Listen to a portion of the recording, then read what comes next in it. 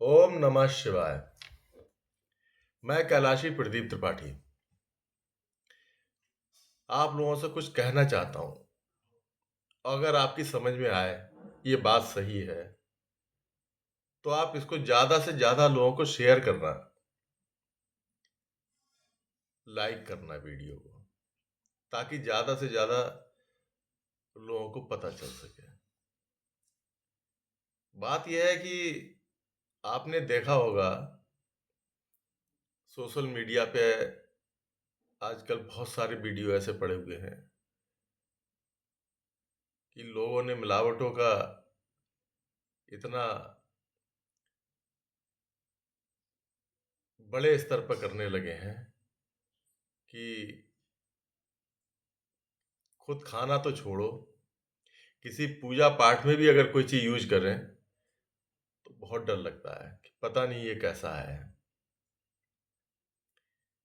आप कहीं से मिठाई लेने जा रहे हैं तो उसमें भी मिलावट है।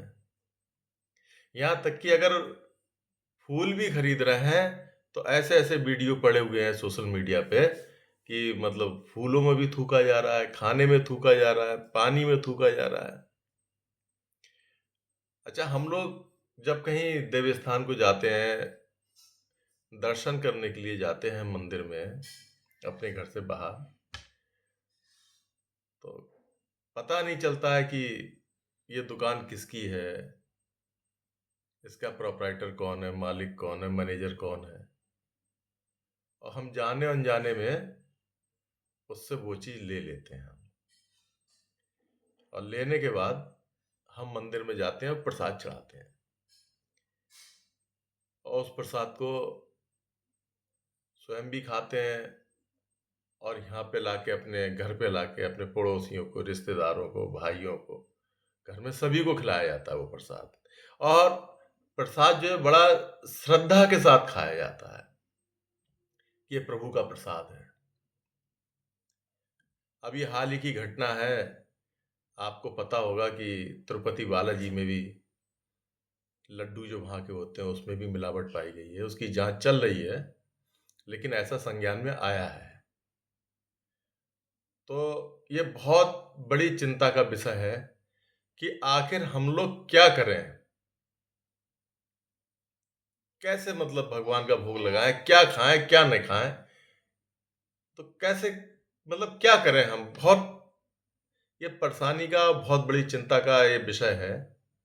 और इसमें हमारी समझ में तो ये आ रहा है कि इसमें समझदारी और सचेत रहकर ही हम अपने धर्म को बचा सकते हैं और इन मिलावट की वस्तुओं से हम दूर रह सकते हैं। मेरा तो यही कहना है कि जब भी आप कहीं भी जाएँ, दर्शन के लिए, भगवान के दर्शन के लिए जब आप घर से निकलते हैं, कहीं भी जाते हैं, कहीं देव स्थान को आप जब जाते हैं, तो कोशिश करें कि प्रसाद को घर से ही बनाकर लेके जाएँ, जो भी आपकी इच्छा है।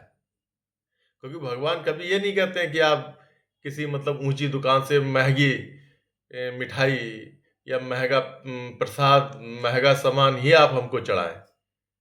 ऐसा कहीं नहीं है, केवल भाव होना चाहिए।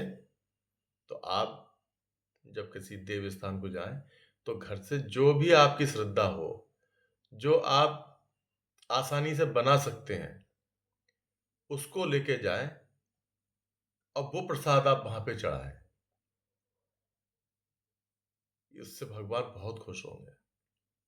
और आपको भी पता रहेगा कि हमने इसको शुद्धता से बनाया है, इसमें क्या चीज़ डाला है, ये वस्तु प्रभु के खाने योग्य है कि नहीं है, ये आपको भी पूरा कन्फर्म रहेगा। और आप अगर किसी दुकान से खरीदते हैं तो आपको पता ही नहीं है कि उसमें क्या है, उसने क्या मिलावट की है। और दूसरी बात कि अगर आपने मानो दुकान से खरीदा भी है, तो उससे पहले भी जाने कितने लोग उस दुकान से खरीद के भगवान का भोग लगा चुके हैं। वो तो भोग लग चुका है भगवान का एक बार। और कितने ही लोग उसमें से दुकान से खरीद के खा भी चुके हैं उस वस्तु को, क्योंकि वो एक बार यूज़ हो चुकी है वो वस्तु। जो आप घर से बना के ले जाएंगे वो तरोताज़ा चीज़ होगी। आपको पता होगा कि हमने किस इसमें क्या-क्या चीज़ें डाली हैं और आपने श्रद्धा के हिसाब से बनाया है, तो प्रसाद कोशिश करें कि आप जो है प्रसाद घर से बनाकर ही लेकर जाएँ। और अगर फिर भी अगर मान लो अगर ये संभव नहीं हो पा रहा है कि कोई चीज़ मान लो दूर जाना है और कोई चीज़ मान लो व्यवस्था नहीं है बनाने की या अचानक में चल दिए कहीं रास्ते में और वहाँ से अगर चल दिए कि प्रभु का दर्शन करने जाना है, मंदिर जाना है, घर पे प्रसाद तो घर से जब ले जाएँगे बना के, जब घर से जाएँगे कभी-कभी हो ऐसा होता है कि हम रास्ते से ही चल देते हैं, कहीं जा रहे हैं तो ऑफ़िस के काम से गए हैं दूर कहीं, मालूम पड़ा कि वहाँ देवस्थान भी है, ज्योतिर्लिंग है, कोई धाम है और सोचा कि जब यहाँ तक आए तो यहाँ दर्शन करते चलें। तब तब आप ऐसा करें कि आप सूखी मेवा का भोग लगाएँ आप। मेवा लें दुकान से आप, किसी अच्छी दुकान से आप मेवा मिश्री पंचमेवा ले लें, मिश्री ले लें, इसका भोग लगाएँ आप। उसका भोग लगाएँ और घर पे आएँ, सबको प्रसाद दें, अपना भी प्रसाद लें। ऐसा करने से हमारी समझ से कि आप कुछ हद तक भगवान को शुद्ध और साफ चीज़ अर्पण कर सकते हैं और आप इस महापाप से बच भी सकते हैं, क्योंकि ये बहुत बड़ा पाप है। जाने-अनजाने में ही हुआ है, लेकिन है पाप। पाप से बचने का यही है कि आप या तो घर से बना के ले जाएं प्रसाद को, और अगर ये मानो संभव नहीं हो पाता है तो आप पंचमेवा का ही भोग भगवान को लगाएं, ताकि भगवान उस प्रसाद को ग्रहण करें और आप लोग भी उस प्रसाद को ग्रहण करें, स्वस्थ रहें। दूसरी एक बात और हम कहना चाहेंगे, जैसे कि अब नवदुर्गा आने वाले हैं, तो बहुत से भक्त जब जाते हैं पूजा की सामग्री लेने के लिए, तो वो कहते हैं दुकान पर जाके कि हमको पूजा वाला घी दे दीजिए। अब आप बताइए कि इस समय अगर आप गाय का देसी घी लेंगे बाजार से असली, तो वो 1500 1600 रुपए से 1600 रुपए किलो से कम का नहीं मिलेगा, ज्यादा का ही मिलेगा। और आप सोचते हैं कि हम पूजा वाला घी जो है ले लेंगे, वो आपको मिलता है 150 से 200 रुपए किलो के बीच में। तो आप किसको धोखा दे रहे हैं आप? या तो अपने आप को या भगवान को। आप क्या समझ रहे हो पूजा वाला घी जो आप 200 रुपए किलो लाए हैं, उसकी आप अग्यारी करेंगे, हवन करेंगे, उसकी आरती में यूज करेंगे उसको।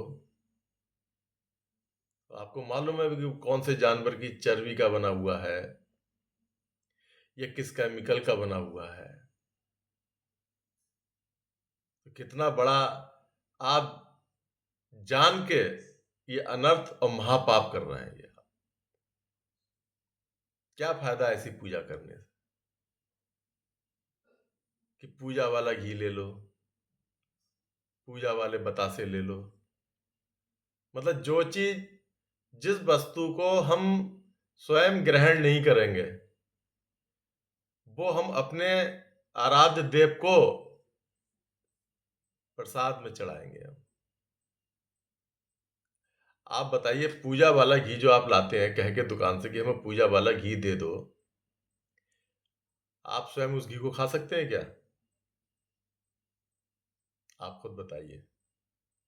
इस बात को मन में सोचिए आप कि जिस वस्तु को आप स्वयं ग्रहण नहीं कर सकते हैं, ना अपने परिवार में किसी को वो वस्तु खिला सकते हैं।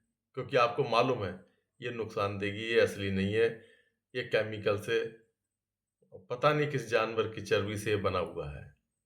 लेकिन पूजा में इस्तेमाल करना है इसलिए क्योंकि वो सस्ता है। कितना बड़ा अनर्थ है। इसको आप मन में सोचिए, विचारिए और पूजा में वही वस्तु यूज कीजिए, इस्तेमाल कीजिए, जिस वस्तु को आप स्वयं इस्तेमाल कर सकते हैं। जिस वस्तु को अगर आप स्वयं इस्तेमाल नहीं कर सकते हैं, तो वो वस्तु को पूजा में इस्तेमाल मत करिएगा। ये आप जाने अनजाने में बहुत बड़ी गलती, बहुत बड़ा अनर्थ कर रहे हैं। आपको तो ये सोचना चाहिए कि जैसे हम घी लाते हैं और घी कहीं पे हमको 1000 रुपए 1200 रुपए किलो का हमको मिलता है, तो आप कोशिश करिए कि हम पूजा में जो इस्तेमाल करने जा रहे हैं वो इससे भी बढ़िया हो, इससे भी उत्तम क्वालिटी का हो, तब तो ठीक है। और आप सोच रहे हैं कि हम अपने लिए घी तो लाएंगे, हम 10 दुकानों पे चेक करके अच्छा क्वालिटी का ब्रांडेड लाएंगे हम, और पूजा के लिए हम कह के लाएंगे पूजा वाला घी दे दो जो 150 से 200 रुपए किलो का है। अब वो हम प्रभु को अर्पण करेंगे, उसकी सामग्री हम अर्पण करेंगे बना के, उस पूजा की घी की आरती करेंगे, हवन में यूज करेंगे, भगवान के प्रसाद में यूज करेंगे, तो मेरी समझ से ये बहुत बड़ा अनर्थ है। साथियों, इस चीज को आप समझिए, मन में आप इसका मूल्यांकन करिए कि वास्तव में क्या आप ये सही कर रहे हैं।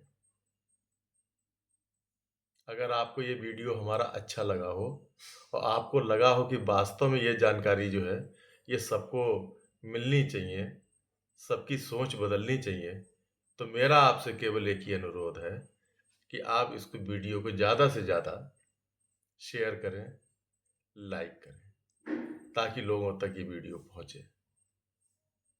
ओम नमः शिवाय।